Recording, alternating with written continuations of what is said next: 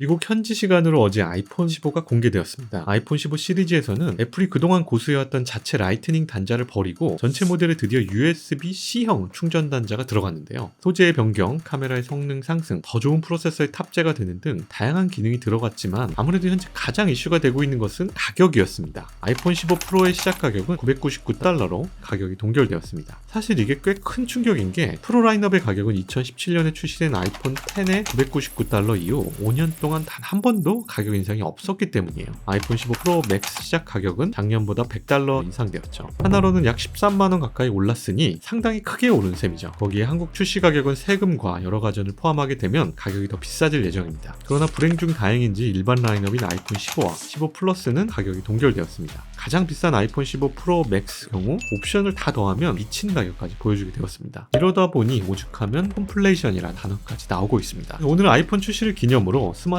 물가에 대한 요인과 그 문제점에 대해서 한번 이야기해보고자 합니다. 안녕하세요. 저는 김영빈이고 미래의 가난에 대비하는 채널 스토크 지금 시작합니다.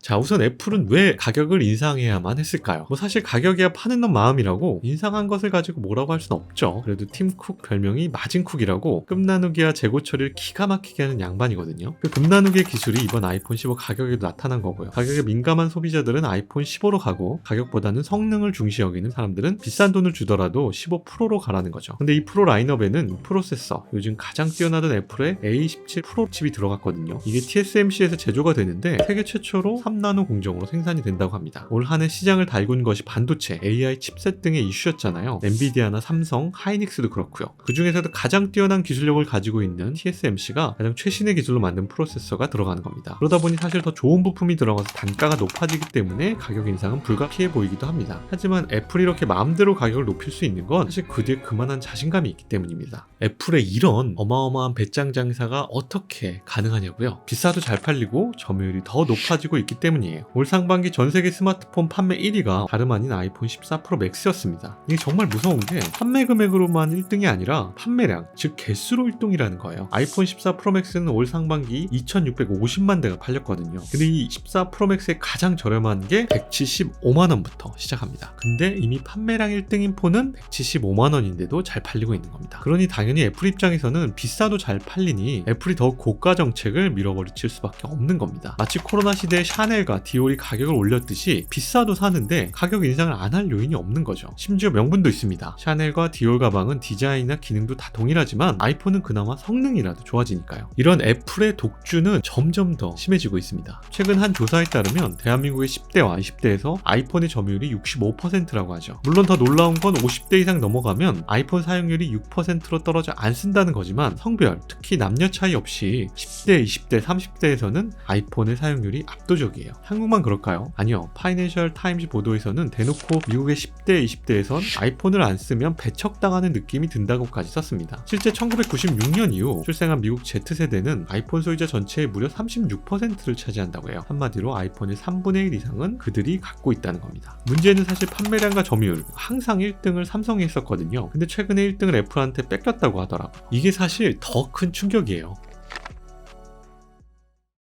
사실 삼성은 저가 폰이 많습니다. 갤럭시 A 이런 건 들어보셨죠? 효도폰이라면서. 그리고 이제 해외에서는 중국은 많이 떨어졌지만 인도 같은 곳에서는 이런 저가 폰들이 잘 팔리고 있습니다. 그러한 적은 마진을 가지고 있는 폰들의 판매량으로 1위 자리를 지켰다는 거예요. 근데 애플은 아니라는 겁니다. 170만원짜리 폰, 고가와 프리미엄 폰을 중심으로 판매를 하는데 판매량이랑 점유율을 1등을 했다는 거죠. 실제로 애플이 판매하는 스마트폰 중 90% 이상이 프리미엄 제품입니다. 아까 말했던 아이폰 프로, 프로 맥스 같은 것들이 그런 거죠. 삼성은 70에서 80%가 갤럭시 A 등 중저가 제품으로 포진돼 있다고 하죠. 그러다 보니 마진도 다릅니다. 애플은 다른 컴퓨터나 패드류를 제외하고 오직 스마트폰 판매 매출에서만 삼성을 2배 이상 차이로 앞서죠. 시장조사기관 옴디아가 올해 1월부터 6월까지의 스마트폰 출하량을 조사한 결과 1위부터 4위 모두 애플 아이폰이 차지했다고 합니다. 그것도 프리미엄 모델인 프로맥스가 1등, 프로가 2등이죠. 5위가 드디어 삼성인데 그것도 보급형 20만원대 갤럭시 A14라고 합니다. 삼성의 가장 비싼 프리미엄 모델인 S23은 960만 대로 6위에 올랐죠. 이렇게 독주 체제가 되어가다 보니 애플은 가격을 더 올리고 있는 겁니다. 게다가 더 큰 문제는 스마트폰 시장이 점점 죽어가고 있다는 겁니다. 18일 글로벌 시장 조사 업체 카운터포인트 리서치에 따르면 올해 전 세계 스마트폰 출하량은 11억 5천만 대를 기록할 것으로 예상되었습니다. 근데 이 기록이 2013년 이후 역대 최저치라고 합니다. 예전과 다르게 크게 혁신이 없는 스마트폰들이고 다 상향 평준화되어 가다 보니 좋지 않은 주기도 늘어나고 잘 구매하지 않는 거죠. 그리고 중국의 경제가 움츠러들고 전 세계 경제도 잠시 주춤하면서 신흥국을 중심으로 스마트폰의 구매량이 다소 줄고 있는 상황입니다. 그러다 보니 애플은 프리미엄 모델을 중심으로 판매량이 아닌 판매 마진을 높이려고 하는 거고 그 과정에서 폰 가격을 올리고 있는 거죠. 그렇다면 삼성도 이걸 모르고 있을까요? 아니죠. 당연히 알겠죠. 그러니 삼성도 프리미엄 폰 시장을 잡고 싶기 때문에 갤럭시 플립이나 갤럭시 폴드, S 시리즈를 중심으로 아이폰과 동일하게 가격을 올리고 있습니다. 이번에 출시한 폴드5는 209만원 정도이고 플립5는 140만원 정도로 애플보다는 저렴하지만 안드로이드 폰 중에서는 프리미엄 폰으로 가장 비싼 가격에 판매하고 있죠. 그리고 이 과정에서 전체적으로 폰 가격이 오르는 일명 폰플레이션 현상이 일어나고 있는 겁니다. 올 2023년은 잡스가 스마트폰을 출시한 지 16주년이 되는 해라고 합니다. 이젠 손에서 뗄래야 뗄 수 없게 돼버린 스마트폰은 단순히 핸드폰 그 이상의 혁명을 이뤘습니다. 시장을 바꿨고 역사를 바꿨고 심지어 전쟁의 흐름도 바꿨죠. 그런 스마트폰이 이제는 위기를 맞이하고 있습니다. 폰플레이션이라는 말처럼 우리 경제에 인플레이션을 보는 것 같아요. 한 업계에서는 스마트폰 가격 상승세가 이어지면 판매량 감소, 실적 악화의 악순환에 빠질 수 있다고 우려하고 있어요. 결국 가격 인상은 수요 이탈을 가속화하기 때문이죠. 이런 잠재 수요의 축소는 시장 침체기를 불러오는 부작용을 낳기도 합니다. 과연 이번 아이폰 15 가격이 동결될까는 어떨까요? 올라간 물가만큼 결국 아이폰 판매량은 더 늘어날 수 있을까요? 아니면 판매량과는 별개로 수익성 향상에서 그칠까요? 여러분들의 의견이 있다면 댓글로 편하게 달아주세요. 오늘 스토크 영상은 여기까지입니다. 오늘 영상이 좋았다면 구독과 좋아요, 알림 설정까지 부탁드리고요. 다음에도 더 유익하고 재미있는 경제 이야기로 찾아뵙겠습니다. 감사합니다.